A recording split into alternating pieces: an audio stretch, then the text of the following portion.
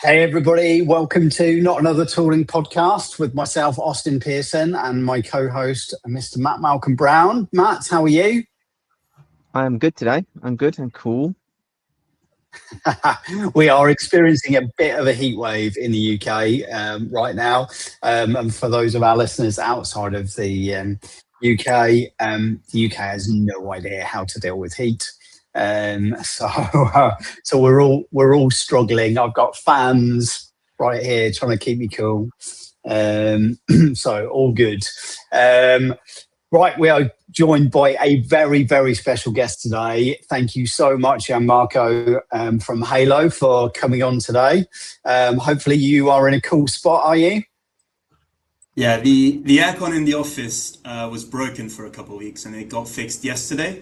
I was gonna email to cancel the podcast if it wasn't fixed. But yeah, luckily I'm in a very cool room.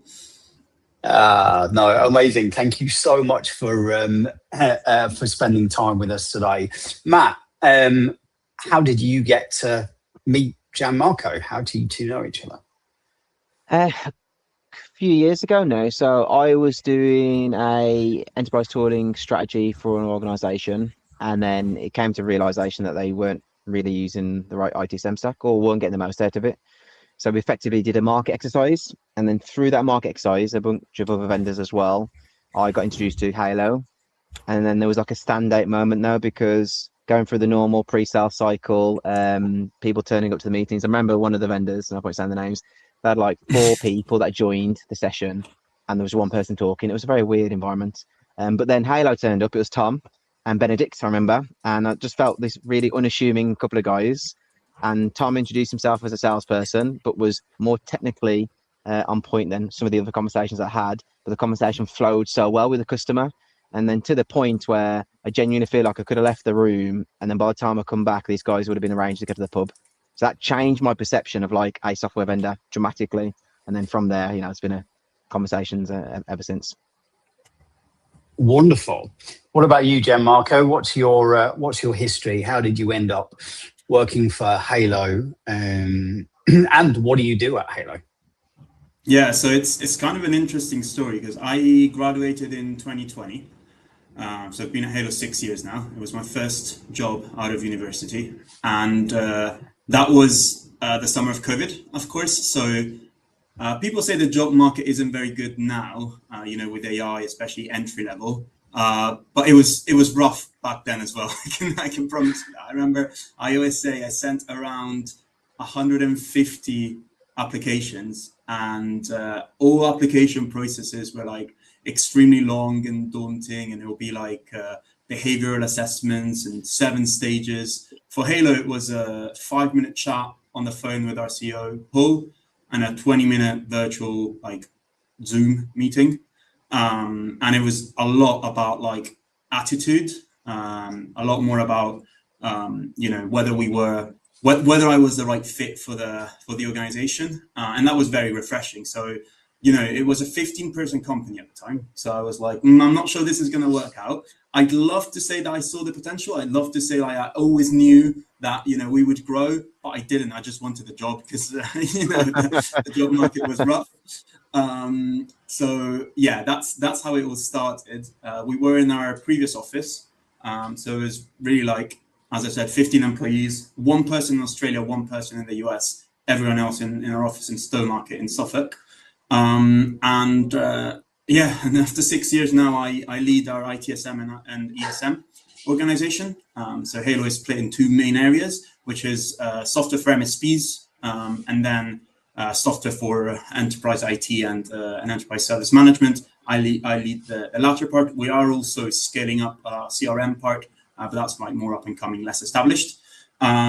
So yeah, I work quite closely with our partner team, but also customer success and sales. With regards to Nat, we were doing this bid, and Tom and Benedict, my colleagues, came back and was like, "Oh, this guy wants to know more about Halo. You should have a session with him." And then we had a call. I think Matt, with his experience, was quite refreshed as well because of how we did things, and he came to visit us, and he's been a good friend for I think 3 years now. Amazing. So you've got to this stage where you were a 15-person company when you joined, right? Now you're £1 billion company, but you've not gone the usual route, right? The usual route be London, Silicon Valley, you've got the usual SaaS, GTM playbooks, all that sort of thing. Why was Halo started in the first place? And then how did you get customers to take you seriously, right? Because this is a market that's been pretty dominated by some very, very established players for a very long time, right? Yeah, sure. I mean, being completely honest, Paul, one of the two co-founders and our current CEO, he started the company with his business partner. They started scaling it in 2011. That's when they hired the first person. But Paul just does things differently. Since the first moment I met Paul, he basically challenged every preconception I had of how CEOs of companies are, and I would say this is key to how we have scaled and how we will continue to scale, because Paul is very, very good at relinquishing control. So what do I mean by that? He was able to scale the company, keeping it 100% bootstrapped, so we never had any investment or any outside influence, by completely trusting the people in the business. Think of things like pipeline reviews with salespeople. We don't really do that. There is just a very, very tight-knit group with extreme levels of trust, and that's kind of culturally what made a difference. In more practical terms, though, how were we able to grow from 15 people to we're around 320 now? So headcount hasn't grown that much, but revenue-wise, we went from £3 million to 150, and that's been 6 years. So it's quite impressive. I know you said $1 billion. That's the valuation. It's actually closer to 2 billion now. It's kind of I always say it's like paper money, because we're not for sale. We're not interested in investment, but that's what the market values us at today. But yeah, in practical terms, there are two sides to, I think, how we were able to grow this much. The first side is that we were in no rush. Right? The company was small but profitable, so we didn't have to accelerate back in the day, right? So, when we were in 2020 and we had like 15 employees and made £3 million, that was still profitable, a viable business. We didn't have to pay back initial investors, so we could take our time to ensure we had product market fit. We weren't fighting a race to get to product market fit before the investors backed out or anything like that. We were really able to take our time to develop the product. So that is definitely one part of the reason for which we achieved product market fit. It's because we took our time. Like, there's no shortcuts. As I said, Paul has hired the first person in 2011, and we only really started growing quickly in 2020, 2021. So a lot of companies want to do it way quicker, and that tends to mean that they try to cut corners, in my opinion, from what I've seen, in achieving product market fit, from a functionality perspective, from a scalable architecture perspective, etc. So that's the first reason. We took our time. The second reason is that we were able to be very, very commercially aggressive and attractive. And that's obviously the pricing strategy that continues to, being honest, be a key selling point for Halo today. And the reason for that is the way we scale the company, as I said, hiring entry level. So we don't really hire enterprise salespeople with a background, not because we don't believe they're very talented and useful. They are, but it just doesn't fit our way of selling and scaling. And that means that all of that makes the organization leaner, which in turn allows us to be a lot more competitive from a pricing perspective. So the fact that we only hire entry level, we only promote from within, we're very lean, means that since the start, we were able to be really, really aggressive with the pricing without compromising at all on functionality, because we did take 10 years to take the product from market. And there's a lot of code and functionality and things that you can ship in 10 years. And also a lot of customer relationships that can help you understand the market and build up the product. So if I was to point out two things, it'll be these two. Of course, there's other minor aspects, but yeah, that has always been Paul's vision. And I think internally we're very, very aligned to maintaining it that way. It's really interesting, and I've been lucky to work for a couple of startup-ish companies who've taken that investment, and like you say, they're always on a race to do something to give the value back to the investors and therefore deliver products and sell as much as possible and all that sort of thing. So it's really interesting to hear a different approach, and it's clearly worked for you, right? Which is fabulous. So you talked about your commercial advantage there, but when you look at the ITSM market today, right, there's a lot of established players there. Most are pretty feature complete, Gartner would say, although I hate that phrase. So when a client's coming out to market, they're looking at all the usual players, right? ServiceNow, Atlassian, Remedy, whatever they're doing. What makes them, other than the attractive commercial model, what else makes them want to look seriously at Halo and make a decision for you? Sure. So firstly, definitely agree with what you're saying. I think the word that's used a lot is it's a commoditized market and it's saturated as well. Feature differentiation in ITSM, and that's what I do. My background is in the product management stuff, so I try to build feature differentiation. It's really hard. It's very, very, very hard. I'm not saying it's impossible, but it's not going to move the needle that much because a lot of platforms are actually designed in similar ways with similar features, and the differentiation is usually mostly around how you approach a certain thing, as opposed to whether you can do it or not.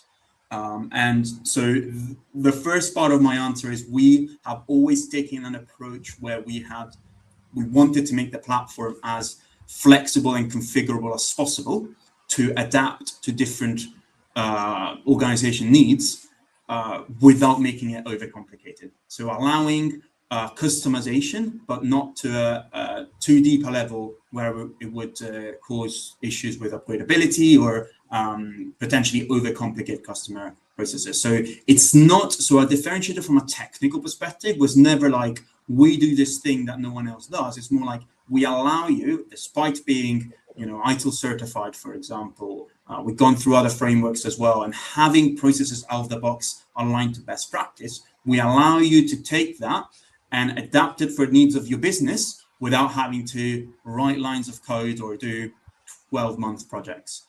So that is more how we differentiate now, and less, to do with, we do shift left because we can deflect tickets with AI. Everyone can do that. Everyone is pretty much doing the same things. So that's the first part of, I would say, building differentiation from a product functional perspective. The other thing I think is quite relevant, though, I think you were asking, when organizations are evaluating service management platforms, how and why would they consider Halo?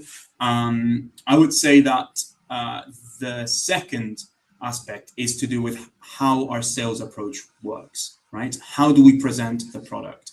We are product enthusiasts, like we all are. Everyone in our sales team spends between 6 and 9 months in our support team when they join. So they literally solve customers' tickets about our product. So they become experts in the technology. Of course, not to the level where they go and lead a large enterprise transformation, but they do know the ins and outs on the product that they're presenting, that they're selling. They believe in it. They don't just get like some sales materials in a 2 or 3 week training. They actually have seen customers, how they use it, their pains, before they go and present it.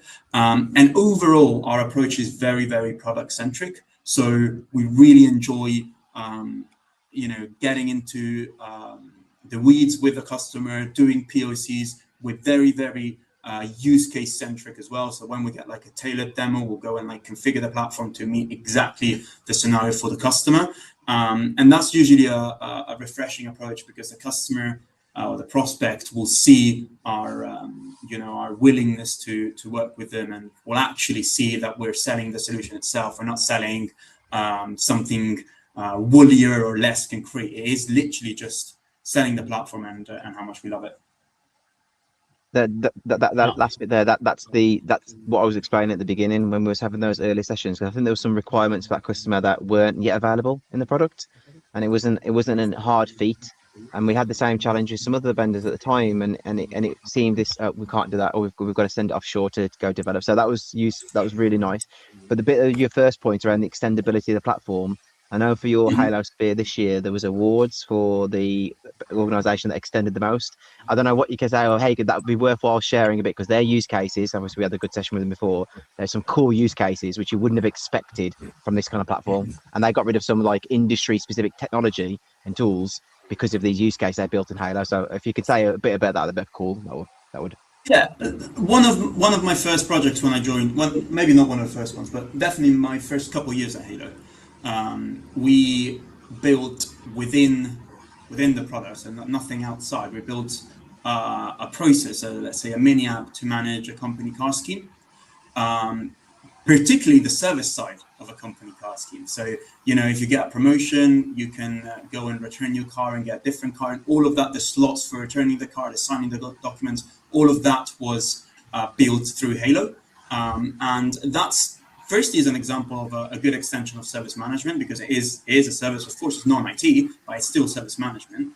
And secondly is a good example of like the things that you can build on the Halo platform that go beyond the traditional incident request problem change CMDB. Of course, those are there, but even because of our licensing model, like the fact that it's not tiered, or it's also not consumption based, or there's no different modules, the point of it's certain organizations understanding that they can unlock more value without really having to pay anything extra. They start getting creative with the things that they can do with the platform, and for us it's great because obviously it elevates the bar of capabilities of the product. It makes us it creates that differentiation that we were talking about in the previous point as well. So yeah, we're never shy, as and when it makes sense, of course, but we're never shy of trying to push the boundaries and the capabilities of the solution. Amazing. That's really interesting. Maybe I'll come back to that in a bit, but just want to go back to, so you were talking about a customer's decision tree, and your sales approach and your approach with the platform as well. So when you're in a competitive situation, with a customer, can you talk me through what, maybe a deal, obviously don't mention the customer, why were they looking to leave? What were they looking at the market for, and what ultimately, why did they choose Halo, do you think? Yeah, being completely honest, the majority of conversations nowadays with complex organizations when they're looking at the market are about cost. And I know it's maybe a bit of a sticky point, because I get told a lot, you shouldn't just differentiate on cost, talk about something else that isn't cost. That's not really a good way to look at the market. You should sell capabilities and not cost. We can definitely sell capabilities, but we also say it how it is. Why do companies go to market, which is your question, 90% of the time is because of staggering renewal costs and levels of service and standards continuously dropping. So there's absolutely no need for us to sugarcoat it. That's how it is. And however, that being said, it's never then the actual competition when it is about not the customer just going to market, but actually securing that business and convincing the customer to migrate to Halo. Then I totally agree, cost is not enough. Service management is often the backbone of an IT organization. It's often key to a lot of other processes. It is business facing. We forget this a lot of the time, but unlike other kinds of technologies, it's used by the entirety of the business. So it always comes with a lot of organizational change management. You really, really need to consider lots of different aspects of a migration and transformation of tooling when it comes to service management. And because of that, saving money and avoiding staggering renewal costs is not going to be enough. So back to what gets them through the door is usually that. how do we actually secure the business? It's tied to what I was saying earlier. I believe that we have, firstly, a willingness to work with the customer. We're not, and this sometimes in some cases does backfire, but we're not an opinionated vendor, right? We're not a vendor that will go to a customer and say, nah, like everyone else does it this way, right? We tend to, on average, listen to the customer's requirement. Of course, sometimes things don't make sense, or customers overcomplicating. So there is a level at which pushback is necessary. But I believe that in the industry, that's sometimes used a bit as a bit of an excuse, let's say, to justify the fact that the product doesn't meet a certain requirement. Oh, that's too complicated. Do it this way instead. That's almost never our approach. We're even considering like how it's structured as an organization, our average level of experience, we listen to customers a lot. It's not to say we do everything they say. I wish I could come here and say, if you're a Halo customer, tell me something, I'll definitely listen to you. That'll be a bit too extreme. But we tend to really try and meet customers where they are.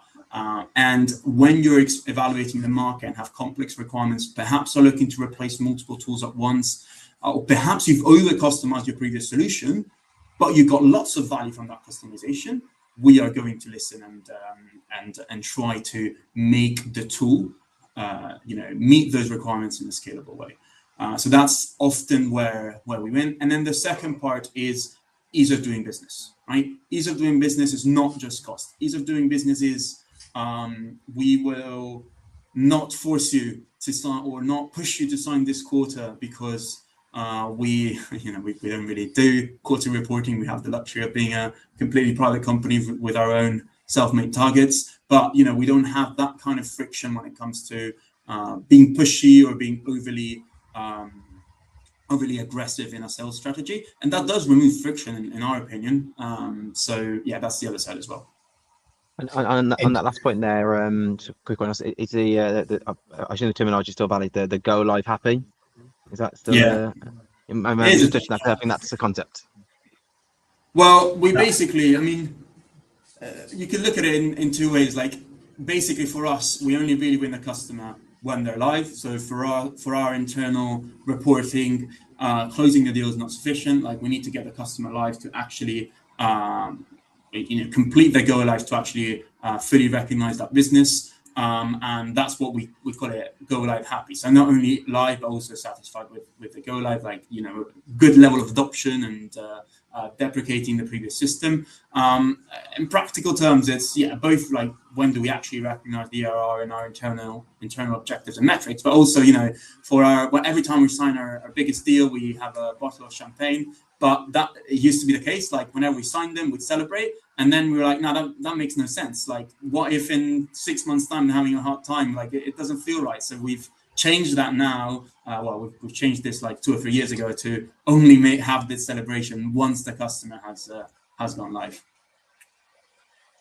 Amazing. So, what you talked about. Maybe you could just give us a little quick overview of what is Halo's pricing differentiator, how you priced makes it look attractive, but also how do you implement, right? Because this kind of go live happy approach you talked about, I suspect that most heads of IT operations are like, great, I can save a shed load on my licensing. However, the last time I implemented an ITSM project, it was a 3-year horrendously painful process, of which at the end we got something that was probably slightly better looking than we had 3 years ago. And so what's your approach? On the project duration, obviously the fact that we're so focused on like go live happy means that it's definitely in our best interest to not delay the project. We will almost, we do have an in-house implementation team. We do use partners in certain cases, but we also do services directly. And we never, ever do T&M. Like, we only sell on fixed cost. It is in our best interest to have the project be on time and budget and not extend it to get more hours, get more business. Like there's obviously the traditional issues with that, like scope creep and so on. And we are quite flexible with that, perhaps sometimes too flexible, which is something that we need to address at some point. But generally speaking, that means that we are overly committed to making the project a success in the shortest possible time frame, and we have the ability to do so. As the vendor, we have the ability to overcommit to resources, especially for strategic customers, and we bend our backs to make it work. That's what Paul always says. Like, we will do absolutely everything possible to make a project work. So that usually means that we're quite aggressive with timelines as well. That's definitely one of the things that as well is a bit different about working with us as opposed to working with a large, complex systems integrator that will have completely different ways of operating. In terms of licensing, quickly, to answer your question. Sorry, just a quick question. So can you put a rough figure on it? Do you say typically we're 50% less time to implement than it's exactly that. It's exactly. We always say on average, as a finger in the air, we say it is half the time to implement with a third of the resources and a quarter of the cost. That doesn't mean that it's a blanket figure that that will be true for everyone. Absolutely not. But on average, those are the numbers that we see. Amazing. Sorry, you can go back to the price, answering my pricing question. I was just going to answer the first part of your previous question, which was about licensing. It's really simple. Don't have much to say because it's all inclusive, right? So we spoke about being able to extend the platform, implement new processes. We have a workflow engine, an iPaaS, including an integration platform as a service included in the solution as well, where you can orchestrate external API calls. We have more than 200 pre-built connectors and integrations, like pre-built connectors to other tools. And all of that is included in the base license. So there's one licensing model. You only pay for your people, for your agents, not end users, for the ones providing the service, right? And that gives you access to all the functionality where nothing is consumption-based and nothing is tiered. So you don't have like a basic tier that gives you tickets and a pro tier that gives you the iPaaS, for example. We think that it just staggers adoption, and it makes it harder for customers to realize the full value of the solution. I love when I see ROI calculators online. I am sure there is some logic behind them, and if some organizations have ROI calculations, it's not a go at you. This is just my opinion. I just find it very, very, very hard to put a blanket ROI number, right, to something as complex as not just service management and incident management, but the entirety of what stuff goes into a service management platform. So basically, why am I saying this? Because we don't want them to have to do ROI estimates to upgrade from the base tier to the pro tier. No, we want to give you the platform.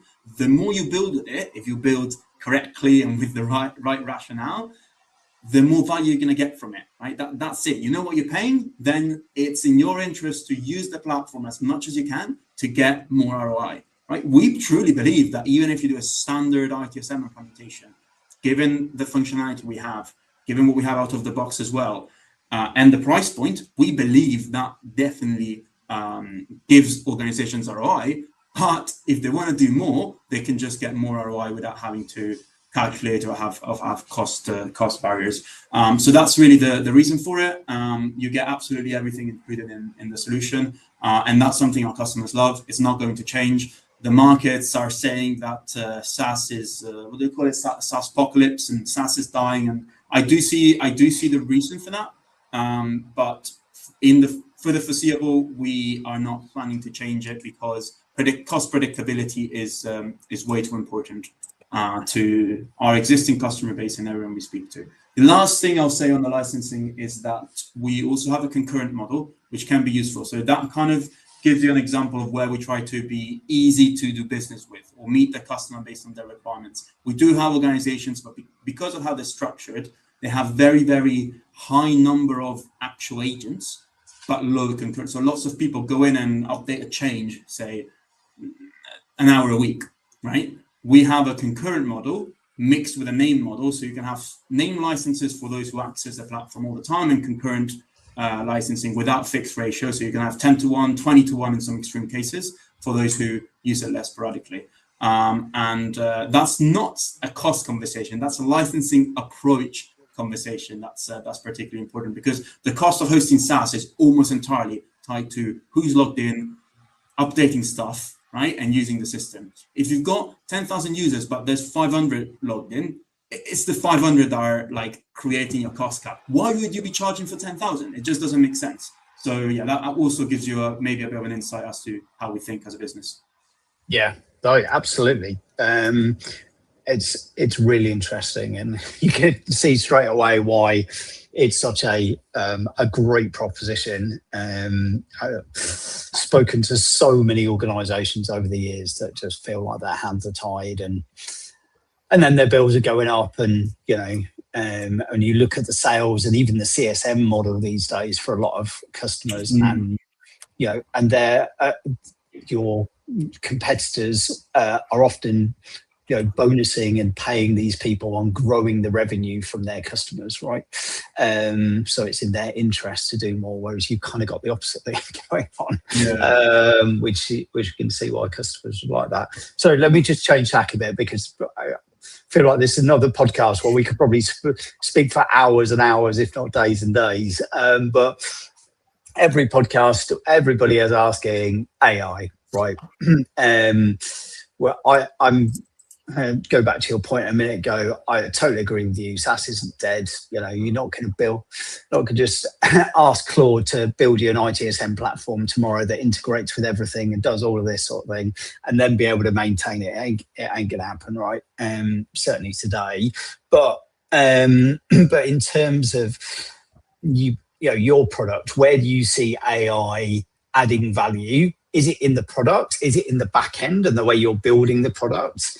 And how does your approach differ to what other people are doing in the market, which is very AI is everything, which is more, I think, to drive up their share price than actually to do anything to do with the product. But yeah, big questions. Yeah, no, I'm always quite open about being skeptical about the AI hype, but that's not to say that there's no value in AI. I just feel like it tends to be a race as to who can say AI the loudest, which is frustrating, as opposed to focusing on where the value is. So I'm going to give my opinion on like two things I really, really see. To be honest, not so much providing value yet, but I can see it as tangible things that we're working on that in time, we already have the feature set, but we have to work on the adoption strategy, right? That in time will actually provide significant value. One is the agents framework, right? I do see software system and SaaS systems becoming a lot more useful as system of records where the governance is held, like the permissions, the controls, the structure, the data model, the operating model. So that's in an ITSM space, like where we are. That will be more like workflow executions, what tools you have available, like what can you do when a user requests access and so on. That has to be stored somewhere secure, and that belongs in the ITSM system and the CMDB, permissions, role-based access control, etc.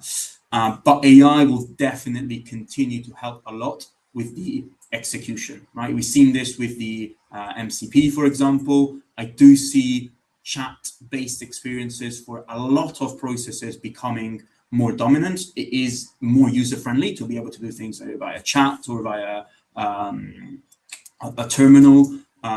So I do think in practical terms that it will become more and more common to have, rather than logging a ticket through a form, like creating a ticket through a chat in Slack, in Teams, and the ITSM tool connecting to that and having basically the ability, the agents to be able to orchestrate that request and write it back to the system of record based on the permissions and so on.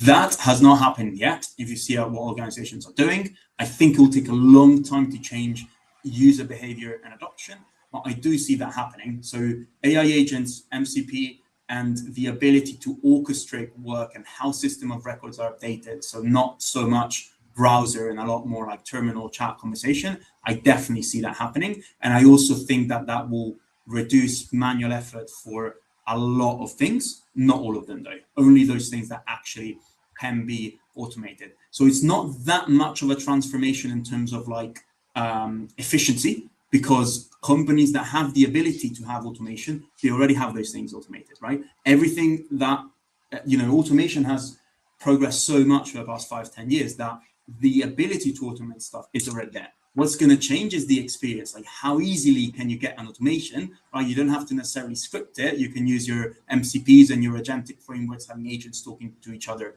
to achieve that. So building automations will become easier and easier with AI, in my opinion, and that will change the way end users, customers interact with ITSM. That's one part where we are starting a journey in seeing that, and I'm talking specifically about ITSM. The other part is the building stuff, the configuring stuff, right? I believe Anthropic, when they released Claude Code, it was the first time I saw it, I would say it was scary, like the things that you can actually see it do. And I believe that will, in terms of the building, we're already using that in some ways internally in the way in which we review code. Some cases we scan our code base as well. But more importantly, talking about the product, that can help with those kind of AI initiatives can help a lot in the way you configure the system, right? Again, configuring and administering a platform can be a better experience, like less clicks, less browser based. And the way in which we fed our API configuration API to Claude Code and just started, right? It was more a POC, of course, in an isolated environment, but started saying like build a 4-minute workflow, right? It can already do a lot. So I do see that making configuration implementations a lot simpler in the future. At first I found it scary, but then I realized that it's not a way to not have the basics. Like you still need the basics. Like Claude Code in the hands of our solutions architect that we have that's been doing ITSM implementations for 4 years is one thing. In the hands of a graduate who doesn't really understand how an ITSM process should be built yet, right? It might do some things, but it's not going to do them right. So those are the two things where I see the most value coming. But I do think it's a marathon, not a sprint. It's not about who gets there quicker in terms of having the capabilities. Having the capabilities to do that is relatively easy. It's more about how can you drive adoption. Last thing I'll say, as you can see, I'm a talker, is around what our competitors are doing. We are focusing on AI use cases, I mentioned too, that are relevant to what we do today. Right? We continue to be a service management backbone with orchestration, automation, and workflow layered on top. We extend the platform beyond traditional ITSM, and we want to apply AI to make the experience of dealing with ITSM better and make the experience of building those processes better, right? We're not suddenly going to become an AI company. We're not an AI company. We know our limits. We're not going to be able to be the backbone for AI governance or have the ability to control what agents outside of our system are doing. And that's because that's not what our customers chose us for. They chose us to be the service management backbone, and that's not what our prospects are looking to do with our system. And also, we are hyper focused on what we do. We think that differentiation is key. So that's going to continue to be the case. Amazing. Amazing. There's so much more we could dive into. I'm just going to go to the last question, and which is, what does the future look like for Halo, right? You're moving your headquarters to Ipswich, right? I think you're hiring 400 grads, is it? By over the next 3 or 4 years. Obviously, you're trying to grow your business globally, right? It's a lot to do. So what does Halo look like in 5 years? And just, I've got a question coming from one of our listeners that's kind of relevant is, how do you plan to keep hold of the culture of innovation that you've got, which is so strong as you scale up? Yeah, firstly, the answer is we're doubling down on what we're doing now, right? So moving to Ipswich, we scaled the company in Suffolk. It's unusual. We are, we're in Stowmarket, a town with, I believe it's maybe 25,000 people. It's tiny. And we really like the fact that we get local people. Of course, that doesn't apply to me. I grew up in Rome. I'm from Italy. I'm an outlier. Most of the people here are people from Suffolk that went to university, did not want to go to London. They felt like they were forced to go to London or a big city because there were no opportunities locally for them. We want to give those people an opportunity. We believe quality of life, especially for people who are good at what we do, can be better outside of big cities. Of course, that doesn't apply to everyone, but that's what we believe. And that's how we built our organization. Lots of people that have progressed at Halo are local, love that they have a local opportunity. So we're just moving 10 miles from Stowmarket, where we're now, to Ipswich. The reason we're doing that is because there's no building that's big enough in Stowmarket for our ambitions. So we're purchasing the Willys building, one of the most historic buildings in Ipswich. It was a Norman Foster building, actually. It's Grade 2 listed, I believe. So yeah, that's continuing to doubling down on scaling in Suffolk, especially for our HQ. We do have overseas offices that are growing very, very quickly. They're just hubs that we have to be close to our customers. We have 2 in the US, 1 East Coast, 1 West Coast, and 1 in Australia. We're about to open 1 in New Zealand as well. So the global growth is also a key part of what we want to do. But yeah, for now, in terms of the HQ, the plan is to stay in Suffolk. In terms of the initiative and the graduates conversation, we have always just grown by hiring graduates and making them world class at what they do, just by working very, very closely with talented and ambitious people. Of course, I started a podcast saying that's how I joined the organization 6 years ago, but that's true for everyone I work with day in, day out. So the graduates initiative is because we think we will need 1,000 staff by we're currently 300. So that's how we're going to fill those positions. That's how we're going to get people to serve our customers. And I guess a lot of the initiatives that we have now, for example, we're an Ipswich Town Football Club front of shirt sponsor. That is because we want to elevate our brand as an employer as well. Like, we really work hard on our employer branding, especially locally, because we want people to know that there is an option for them in Suffolk to have a great career. In terms of the culture, it's definitely a challenge to maintain culture as you scale. But I think that it's slightly easier for us because of how we're organized internally. Right? We firstly, there's a lot of similarities. Right? As I said, the vast majority of people that join the organization are from the area. Right? They're a similar demographic, and that means that we really, really bounce off each other a lot. We have a similar way of learning, and that kind of similarity, especially, as I said, from a generational demographic perspective, makes it a lot easier to find alignment. Like, we really, really see eye to eye a lot. And the other thing is that we are divided, like, we are organized internally in small pods. We call them nebulas. So we have, especially for the less complex, large customers, so for the smaller ones or local organizations and so on, we tend to have groups of 1, 2, or 3 people that work together and serve the entire customer lifecycle, from an inbound lead coming in to the sales process to the implementation. And they kind of are responsible, because they work 24/7 in that small group. They're responsible. There's a leader that's been with us 4 or 5 years. They really get the culture. They're responsible for spreading it, which is a lot easier than having it trickle down from the top with like less frequent interaction. So that's kind of a practical thing that we're doing to make sure that it becomes easier as we scale. Just a very quick one on the sales front. You mentioned around as the inbound lead comes through. Mm-hmm. I think it's very worthwhile talking about your outbound efforts as an organisation for sales. You mean the non-existent outbound efforts? Yeah, we've never done any. It's a luxury, we get it, but it goes back to what I was saying at the beginning. We've never been in a rush, even now. We love growing. We love the fact that the company seems to be going from strength to strength, but we have no pressure. Like the only pressure that we have is the one that we put ourselves under. There's no outside pressure, which means that we only grow organically, right? So luckily we have enough demand from the market that allows us to do this. But yeah, we never really felt the need to have a BDR team or an outbound led sales motion.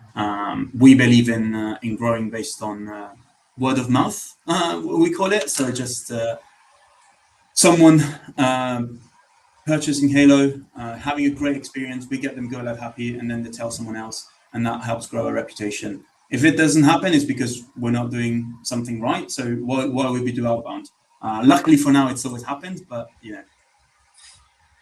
I'm just going to amazing. And you just before you bring the question on, because there was a point you made a minute ago that I just wanted to pick up on, which was you were talking about your sponsorship of Ipswich Town. I've seen you all over the snooker, and you want to be known as a great employer. I hear that you're doing a Halo festival locally. Yeah. Is this true? Yeah, it is. We tend to maybe not overshare this because we don't want to muddy the waters, and we want to make it clear as to what is what. So when people see us on, for example, the snooker World Championships, even the Ipswich Town initiative, that is the brand that we're trying to build from an employer perspective, almost more like, almost as if it was B2C, right? Because it's members of the public, not buyers, that we're trying to connect with. Sometimes it does help us connect with buyers and does generate some demand.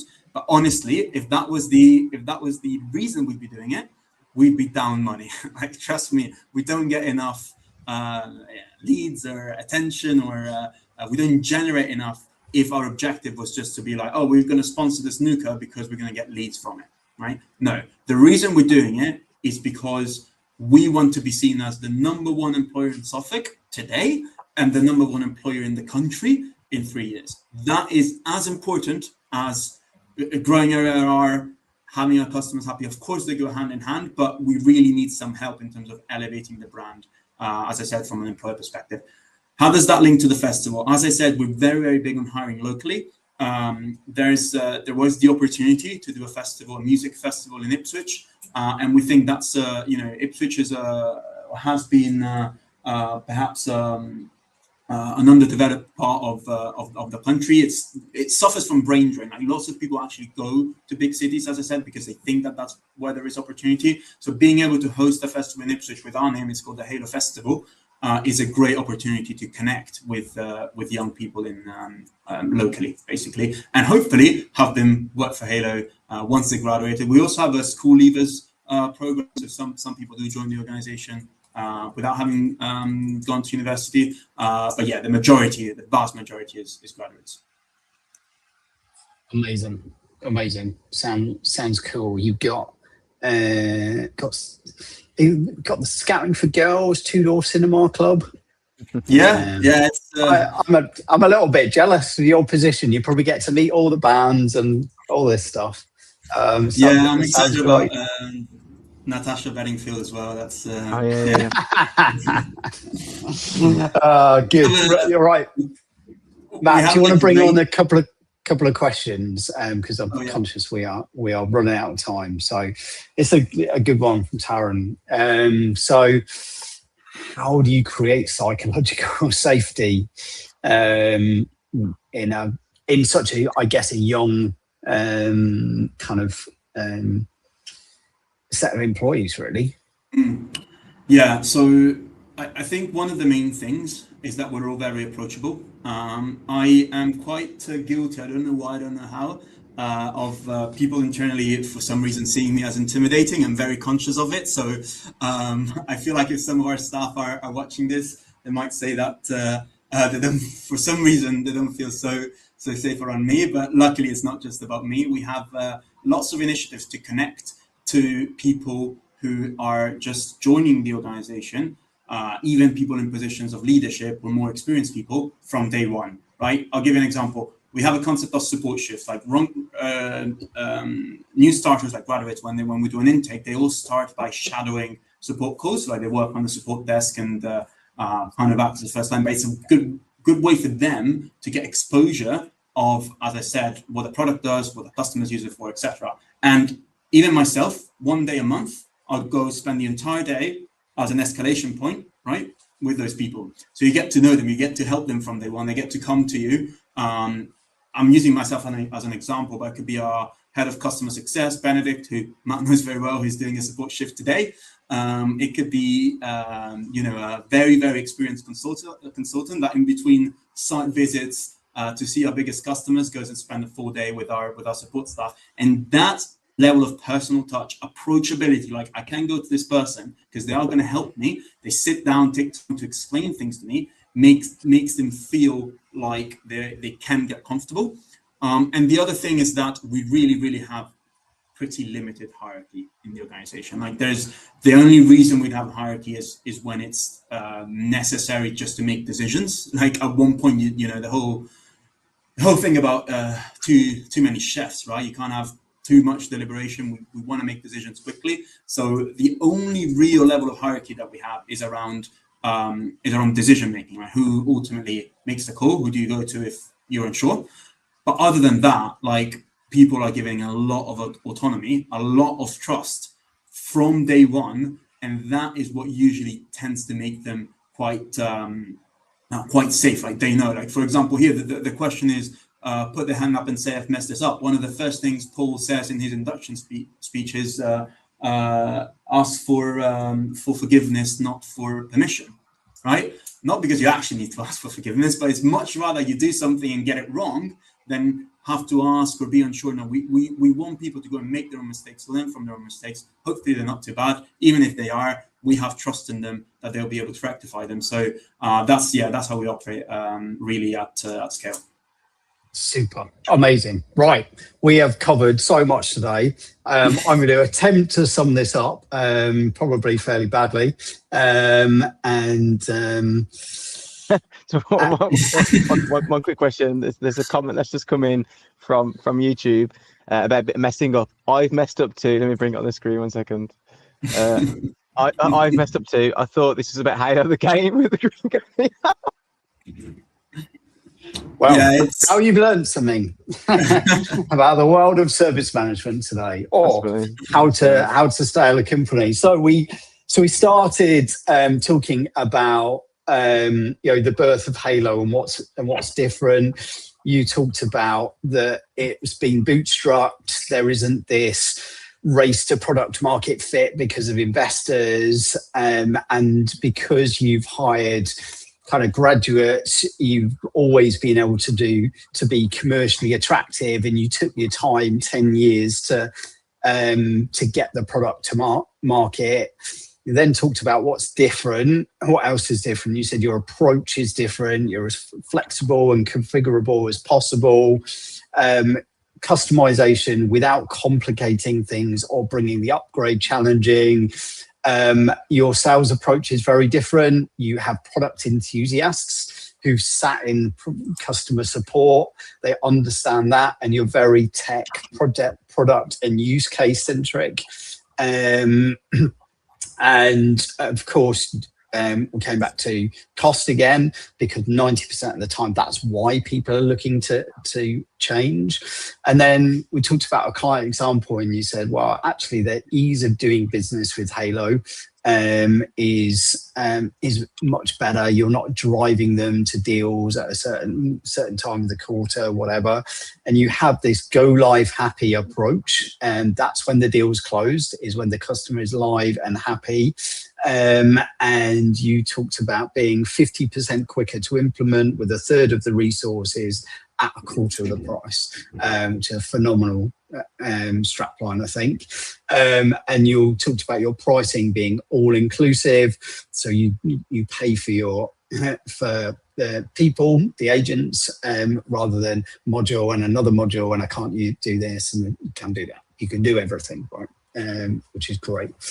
Then we started talking about AI and where it's going in the future, and you said, look, it's likely to be for you in a couple of areas. Firstly, it's about how do you use AI to make what you do and your users' lives better, and therefore becoming a system of record for workflow execution, etc. in the agentic world is a natural thing. And then also helping your customers to build and configure Halo as they go on via the likes of Claude Code, building a form in a workflow, for example. And then we talked about the future, and the future for you with your huge scaling is just doubling down on what you do now. Nothing different. You're moving into a lovely grade 2 listed Norman Foster building.